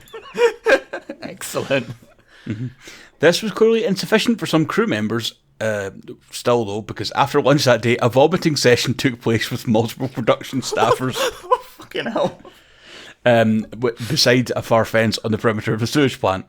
Later, key grip Al Campbell remembered, whenever I began to feel queasy, I'd visit the primary sedimentation tank, the place where the raw, untreated sewage came in. A couple of minutes of that, and I'd go back to whatever I was doing, feeling relieved and grateful that nothing else was as bad as where I'd just been. Yeah, I'm sorry that this episode of the podcast is so focused around poops. We did not intend to go. I really didn't intend it, and then it turned out the entire Flukeman story is about a fucking sewage thing. So like we don't sit there and go, oh, how can we make this podcast be about shit? We've not talked about poo in a long time. Every now and again, we just have to find an episode that has to do with a sewer. But no, this sounds like the fucking worst. Props to the production department for actually going out and buying filters. It was actually, according to the article, although I did kind of paid it down a little bit, it was bought by the production department at an exorbitant fucking cost. So they probably got some decent masks. That's good, because I've never been to one of those places, but I imagine if you're not used to them, it would be overpowering. Yeah. Also, last fun fact I believe I have here. Gillian Anderson was heavily pregnant during the making of this episode. Shit, yeah, that scans. Do you ever see her from below, like, the chest? Exactly. They hid it very well. Yeah, no, that really checks out. I did think she looked a little fuller in the face as well. Yeah. But and I was just thinking, it's just early seasons, obviously. Like, how I remember is going to be, I'm going to remember the last bits I saw. So I'm going to remember how she looked at the end of the seasons. But no, that checks out. But yes, that is my trivia. Okay. And good shit. Yeah. So what's your what do you think about the episode in general? I enjoyed it, although Mulder's a fucking bellend. And I don't think it's fair to judge the X-Files on this episode, to be fair, because with Mulder and Scully working as a team, all of those moments are great. But this is more of a Mulder-centric episode, so you don't get that as much as you might want. Good shit, though. All in all. What about you? Sorry, just give me 1 second. Something was loud outside, so I'm just...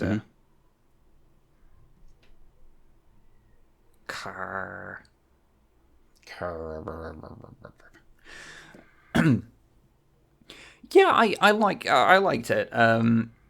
I think it is, it has the kind of spooky thing. It's a belated other Halloween episode, I guess, because we've done two kind of horror themed things, around October. And this, to be fair, this is way more horror-ish than we've covered before. I think maybe Quatermass. Still, I think Quatermass edges it out purely because it's better than this, and that's not saying that this is bad. It's just that Quatermass is really, really, really fucking good. It's ridiculously good, yeah. But yeah, I enjoyed it. Although I have been struck by one real thing about the X-Files. Watching it nowadays. Which is that I like the show. I like these Monster of the Week things. I find this kind of 90s TV to be just incredibly comfy. Like I can just sit down and watch it forever. Like I think because it was it's before the modern days of the binge watching and stuff. So there's not this insistence on having these rigorously serialized stories, so it's quite easy to drop in and drop out of them. You can see that in, you watch like any kind of sci-fi from this era, your Star Treks or Sequests or even things like Babylon 5 and Farscape, anything from this sort of like, even though Farscape's a bit later. But like they're comfy to watch, and I find this. But like the general premise of the X-Files is, based around this sort of like the general melange of like conspiracy theories and stuff, which watching that in 2020 when conspiracies have gone like to a weird fucking place, but it's not just like aliens are real. Straight up, some of the shit that is dealt with in the X-Files sounds like it's from a fucking weird QAnon Twitter account. And that I'm not saying that's that's not a problem with the show, of course it's not, like it was made long before this. But like it does add a certain air of yikes to it. It does. In our current sort of climate. Conspiracy theories and about like secret government cabals aren't quite as fun. You're not wrong.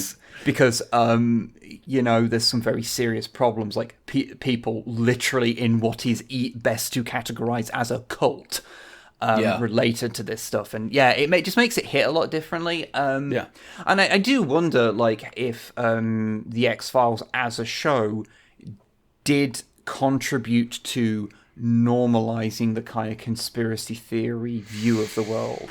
I'm not saying it's to blame or anything, but if it's part of the recipe that did this, because of course, we affect the media that we make, and the media that we consume affects us, and these things it's not a one-way street. It goes back and forth. It's a very complex subject, and you can't just blame a piece of media for something, because otherwise we're not going to be the ones to be like, this is what is wrong with the world nowadays. You just at video games cause like violence stage there, and it's absurd. It's an interesting point though. It's because it's not what people make it out to be as being such a big thing, but it's also not nothing. Yeah. And I wonder if shows like this, in a minor way, have contributed to the hellscape that we're in. It's a thought that makes me sad, so I'm not going to dwell on it. But the thing is, this episode is kind of fun. The Flukeman's a fun, weird entity that they. I almost feel like giving an explanation for it at the end was a mistake.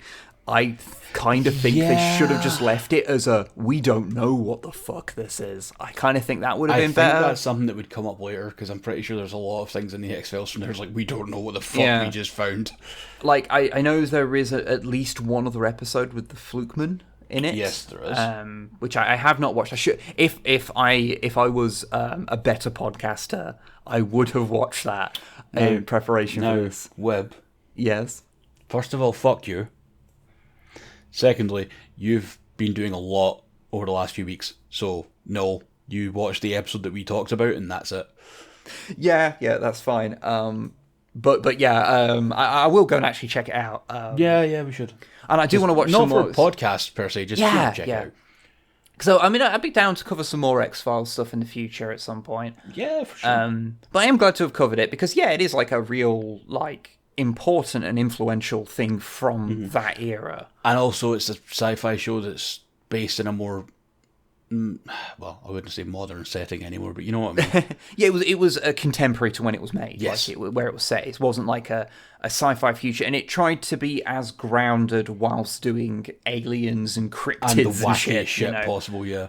Yeah. I seem to remember a Chupacabra episode. There is a Chupacabra episode. There is an episode that I love that's entirely in black and white, and it's I really like, remember that.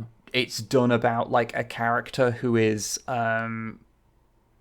who was born with deformities, and the town treats them like they're an old school monster, like a Universal monster movie style thing, and it's shot that way and everything. And it, like, if I remember rightly, it has quite a sweet ending as well. Like they actually, like, it has a nice ending to it. And like, yeah, I love the episodes that you go, is this canon? Like, when the X-Files tried to be funny and quirky, it's fucking great. Yeah.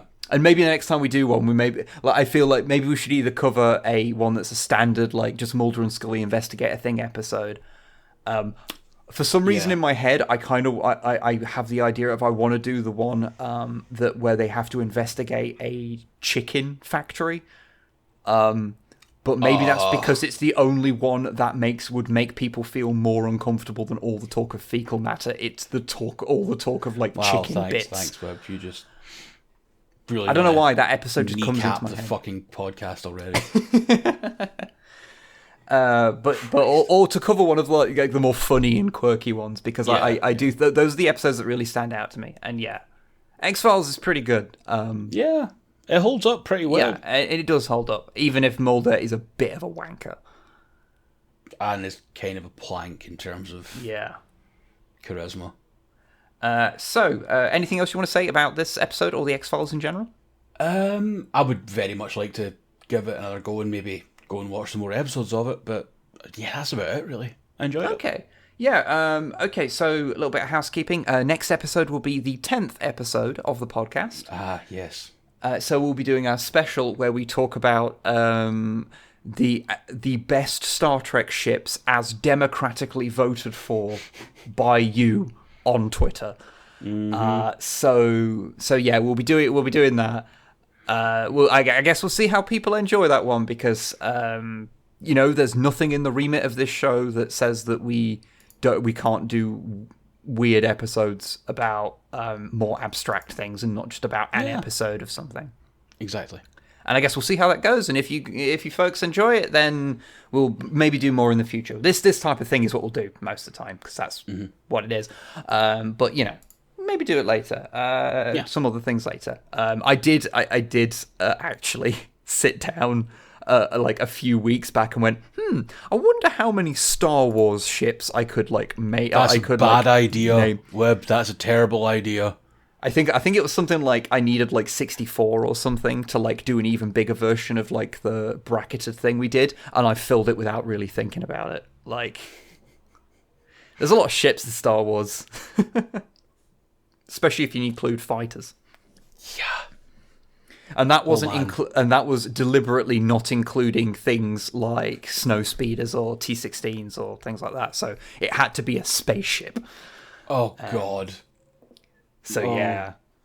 So look forward to that in a year. I don't fucking know.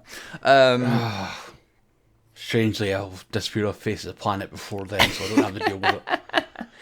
But anyway, so Longfang, if people wish to hear your dulcet tones once more. Oh God, why? Where can they find you on the internet? Can be found at can be found at Longfang91 on Twitter and twitch.tv/Longfang91. And on the day of recording, I should be streaming tonight. I have no fucking idea what yet. That's how I roll. Well, I find that you need a certain degree of unpreparedness to help you keep an edge. Yeah, That's just what I tell myself for the fact that I have been streaming, making videos, podcasting for literally years. In the case of videos, nearly a decade, and yet I am still never prepared for anything. Fair. Or at least not as prepared as I should be. Mm-hmm. I have, to be fair though, I have my games that are like in case of emergency break glass. It's called Hades, and I'll probably just end up doing that. I hear it's very good. It is. You should play it, you dick. I should. Anyway, goodbye everyone.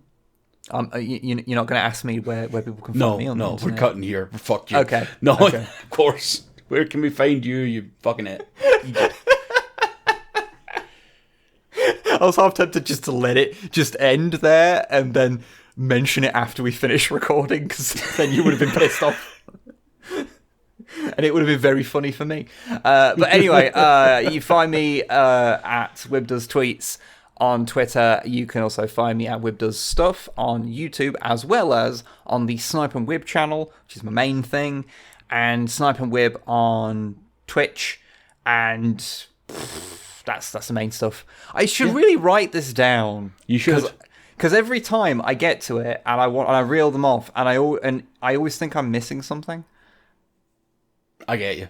You probably are. I mean, you've got so many things going there we go. Podcast. I've got another podcast called The Misanthropod that's like this one, except we go into it with no plans and we just talk bollocks about what we've watched and played recently.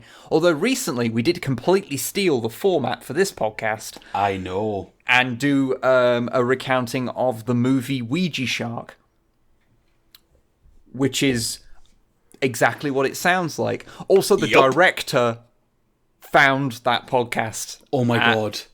And he was pretty chill about it. Awesome. So that's cool. I don't know if you listened to the whole thing, but he said it was a fun podcast. So, I mean, maybe he did. I love that. Yeah, so that was pretty cool. But anyway, that's everything. Remember, the truth is out there. And you must want to believe, or whatever goddamn shit. Don't listen to QAnon. No, bye. Bye. Don't join cults, kids.